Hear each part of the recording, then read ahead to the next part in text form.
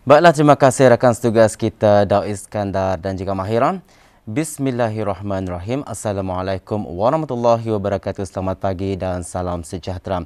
Alhamdulillah, terima kasih atas kesetiaan Aldaf dalam menyaksikan rancangan Rampai Pagi lintas langsung dari daerah Belait. Alhamdulillah, terima kasih atas kesetiaan Alda ya. Dan kami juga ingin mengongsikan beberapa makluman dan juga bahan yang telah disediakan oleh rakan setugas kita untuk hari ini.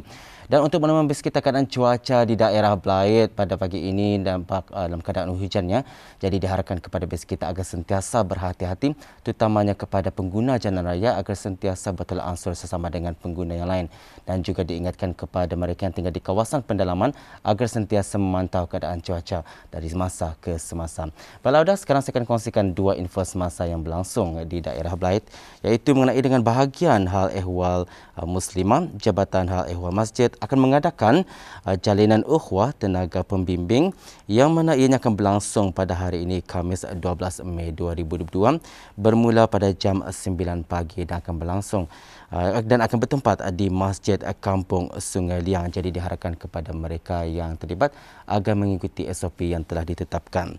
Dan info yang kedua ya, mengenai dengan Kementerian Pembangunan ingin memaklumkan mengenai dengan waktu operasi kaunter-kaunter perkhidmatan dan pembayaran di bahagian-bahagian Jabatan Tanah telah bermula pada hari Isnin lepas 9 Mei 2022 dan bagi daerah Belait, kaunter-kaunter perkhidmatan akan dibuka pada setiap hari Isnin hingga Khamis bermula pada jam 8 pagi sehingga 11 pagi dan akan diteruskan semula pada jam 1.45 petang sehingga 3 petang.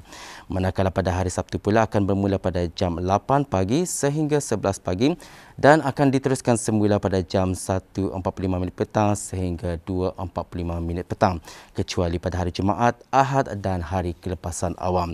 Itu dia Auda, dua info semasa. Sekarang kita akan saksikan satu bahan visual untuk tontonan bersama.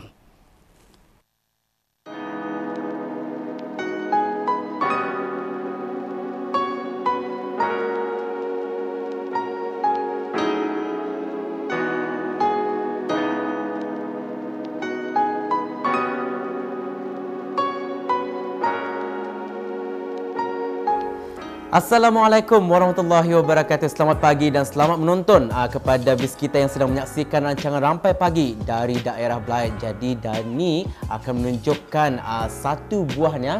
Buah ni mesti bis kita tahu sudah, iaitu buah kurma. Jadi buah kurma ni memang selalunya orang akan makan. Secara lazimnya orang akan makan sewaktu bulan puasa saja.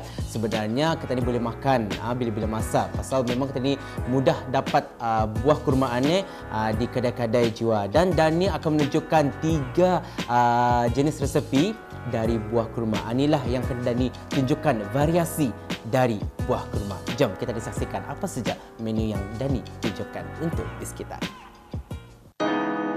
Baiklah, resepi yang pertama, Dani akan membuat susu kurma. Terlebih dahulu Dani akan mengasingkan kurma dan juga biji kurma tu. Dan Dani akan panaskan air dan akan merendamkan kurma selama 5 ke 10 minit. Selepas itu Dani akan mengasingkan lagi air kurma dengan biji kurma itu ke dalam tapisan untuk mengasingkan di antara keduanya.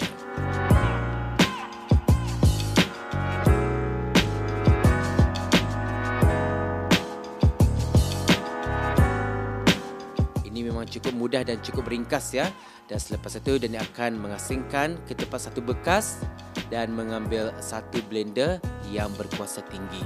Ini adalah bertujuan untuk mendapatkan tekstur ataupun sebati dengan susu dengan kurmanya. Jadi Dani akan menggunakan 1 liter susu krim yang penuh dengan krim. Jadi pada awalnya Dani akan masukkan kurma terlebih dahulu dengan 300 ml air susu. Dan selepas itu Dani akan masukkan juga 2 sudu madu.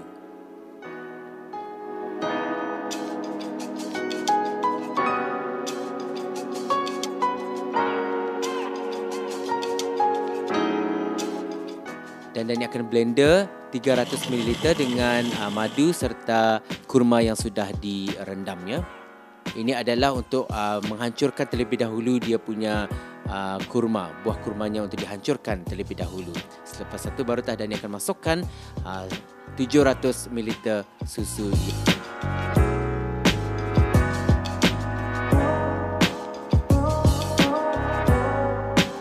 Dan kita akan blender.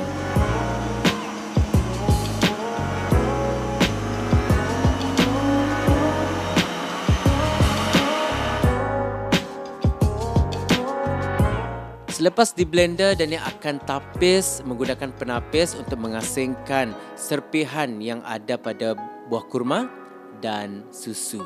Jadi ini adalah untuk menjadikan untuk mendapatkan rasa nikmat susu itu, susu kurma tanpa ada rasa yang orang kata ni uras ataupun ada serpihan-serpihan kecil. Jadi biar kita ni minum air susu kurma ini dengan rasa yang lembut dan rasa yang enak. Kita kacau-kacau dia dan pastikan tidak ada yang masuk ke dalam bekas dari serpihan-serpihan kurma.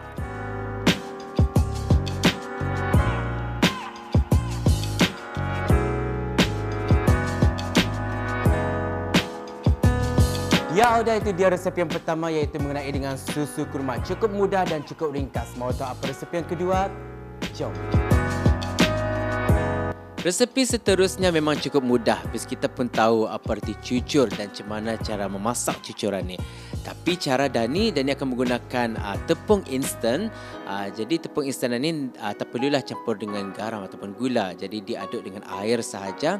Selepas itu Dani akan menggunakan pisau untuk mengasingkan biji kurma dengan kurma.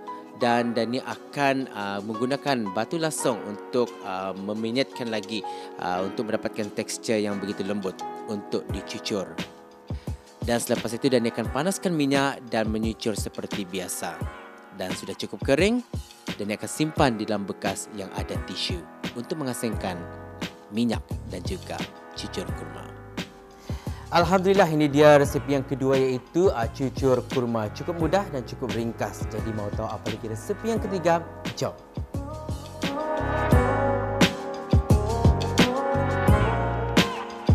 Resepi seterusnya iaitu buah kurma tanpa biji tapi diganti dengan kacang badam dan juga mentega kacang.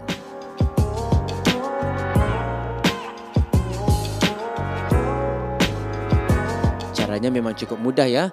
Jadi kurma yang tidak ada biji itu diisi dengan mentega kacang terlebih dahulu, dan selepas itu diambil kacang badam yang sudah dibakar dan disimpan lagi diisi dengan mentega kacang. Cukup mudah kan?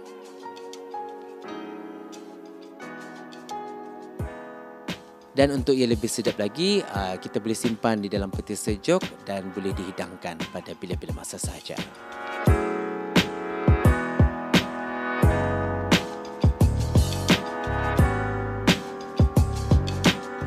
Ya, udah, ini dia resepi yang Dani tunjukkan kepada penonton yang sedang menyaksikan rancangan Rampai Pagi. Di sini Dani ada menyediakan susu kurma, cucur kurma dan juga yang terakhir kurma yang berintikan kacang badam dan juga mentega kacang. Jadi ketiga-tiga resepi ini memang cukup mudah dan cukup ringkas untuk dihidangkan kepada ahli-ahli keluarga ketani. Dan yang juga yang paling penting, kurma ini juga yang mempunyai khasiat yang sangat tinggi yang untuk berguna untuk ketani semua. Jadi semoga dengan resepi yang dihidangkan ini akan menjadikan manfaat kepada bis kita dan inspirasi kepada bis kita sekiranya bis kita akan mencuba membuat buah kurma ini dari cucurkah, minumankah, dan ia memang cukup mudah dan ringkas. Dan selamat mencuba. Saya Didi Ahmad, penyampai lokasi untuk hari ini.